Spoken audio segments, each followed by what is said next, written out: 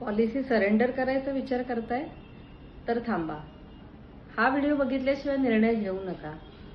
नमस्कार, मी सुमिता देशपांडे. मी LICची chief adviser आहे. कालच्या व्हिडिओमध्ये बोलता बोलता मी सरेंडरचा उल्लेख केला होता. बरेच जण पॉलिसी काढल्यानंतर 3-4 वर्षात किंवा 5-1 वर्षानंतर येतात आणि सांगतात की आम्हाला ही पॉलिसी बंद करायची. आता काही आर्थिक अडचणीमुळे किंवा इतर काही कारणामुळे ते येतात आणि सरेंडर व्हॅल्यू फार कमी मिळते म्हणून नाराज होतात. कधी कधी रागावतात सुद्धा. तर त्यांना मला एक गोष्ट सांगायची की मुळात तुम्ही 20 किंवा 25 वर्षासाठी घेतलेली पॉलिसी एवढ्या लवकर का बंद करताय? समजा तुम्हाला काही अडचण असेल, आर्थिक अडचण असेल, तर तुम्ही दुसरे पर्यायाचा विचार करा. म्हणजे या पॉलिसीवर लोन मिळेल का?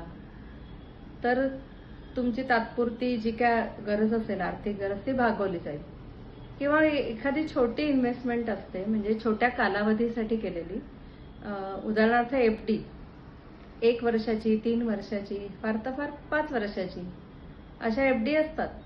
तर त्या मोडल्या तर फारसं नुकसान होत नाही आणि ते परत तुम्हाला करता येतात. म्हणजे ती FD तुमचं जेव्हा सगळी आर्थिक घडी पूर्ववत होईल तेव्हा तुम्ही परत नव्याने FD करू शकता. पण पॉलिसी आत्ता चालू असलेली पॉलिसी बंद करून परत नव्याने घ्यायची म्हटलं तर काय प्रॉब्लेम होतात हे मी आधीच्या व्हिडिओत सांगितलंच आहे. तर तुम्ही दुसऱ्या पर्यायांचा नक्की विचार करा आणि पॉलिसी पेडअप कंडिशनमध्ये ठेवता येते त्याबद्दलही विचार करा. पेडअप व्हॅल्यू बद्दलचा एखादा व्हिडिओ मी नंतर लवकरच घेऊन येईन. आणखीन एक गोष्ट म्हणजे पॉलिसीची सरेंडर व्हॅल्यू. तर सरेंडर व्हॅल्यू आम्हाला कमी मिळतेय किंवा फारच कमी मिळते असं काही लोकांची तक्रार असते. आता मला सांगा, तुम्ही जर रेल्वेने दिल्लीचं रिझर्वेशन केलंय, रेल्वेने प्रवास करताय आणि दिल्लीचं रिझर्वेशन केलंय आणि अचानक काही कामासाठी तुम्हाला वापीला एखाद्या कंपनीमध्ये जावं लागतंय म्हणून तुम्ही वापीला उतरलात आणि पुढचा प्रवास तुम्ही रद्द केला आणि रेल्वेकडे तुम्ही रिफंड मागितला की माझं दिल्लीच्या तिकिटाचा रिफंड द्या, तर रेल्वे देईल का? हो, नाही देणार. हे तर अगदी छोटं उदाहरण आहे. मोठं उदाहरण सांगते. तुम्ही एखाद्या मोठ्या कंपनीची BMW, मर्सिडीज सारखी कार घेतली आणि ती लाईफ लॉंग चालणाऱ्या वस्तू आहेत, ह्या खूप वर्ष वापरण्यासारख्या वस्तू आहेत. ही कार वापरल्यानंतर 1 वर्षाने तुम्ही कंपनीला सांगितलं की मला आता ही कार नकोय, तुम्ही ही परत घ्या आणि माझे पैसे मला परत द्या. तर कुठली कंपनी असे पैसे परत देईल का तुम्हाला? नाही देणार. कुठलीही कार तुम्ही रिसेल करायला गेलात, किती चांगली असेल, अगदी 1 दिवस जरी वापरली असेल तरी सुद्धा तुम्हाला त्याची खूपच कमी किंमत मिळते. LIC पॉलिसी सुद्धा अशीच खूप मौल्यवान आहे. त्यामुळे ती बंद करू नका. ती लाईफ लॉंग चालू ठेवा. जेवढे वर्षाचे आहे तेवढे वर्ष चालू ठेवा. काही ज्या पॉलिसी आहेत आमच्या, म्हणजे काही जे प्लॅन्स आहेत, उदाहरणार्थ जीवन आनंद, जीवन उमंग किंवा उत्सव आहे आमची, ह्या तर 100 वयापर्यंत चालू असतात. उत्सव तर त्याही पलीकडे चालू असते. म्हणजे life long, literally life long चालू असते. तर ह्यामध्ये कसं आहे की तुम्हाला तर फायदा होणारच आहे, तुम्हाला रिटर्न्स मिळणारच आहेत, शिवाय तुमच्या नंतर तुमच्या कुटुंबाला पण एक आर्थिक आधार मिळणार आहे.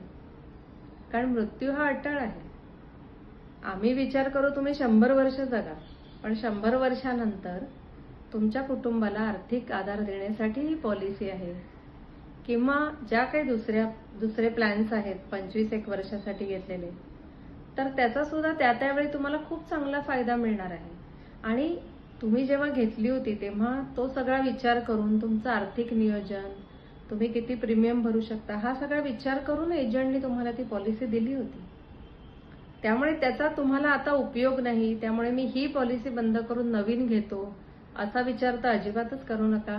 त्याचे तोटे काय आहेत ते मी आधीच्या व्हिडिओत तुम्हाला सांगितलंच आहे. तर सरेंडर करणं हा निव्वळ लॉस आहे. कृपया LIC पॉलिसी सरेंडर करण्याचा विचार करू नका. ही तुमची इस्टेट आहे, व्हर्च्युअल प्रॉपर्टी आहे. तर तुम्ही ती जपून ठेवा आणि तुम्ही त्याचा मॅच्युरिटीचा त्याचा लाभ घ्या. आणि समजा ही जर लाईफ लॉंग रिस्क कव्हर देणारी पॉलिसी असेल तर 2 पिढ्यांना त्याचा उपयोग होईल. तुमच्या पॉलिसीबद्दल जर तुम्हाला अशी काही माहिती हवी असेल तर तुम्ही मला कमेंटमध्ये पॉलिसी नंबर कळवा, मी त्याची नक्कीच तुम्हाला माहिती देईन. हा व्हिडिओ तुम्हाला नक्कीच आवडला असेल, प्रतिक्रिया लिहायला विसरू नका. धन्यवाद.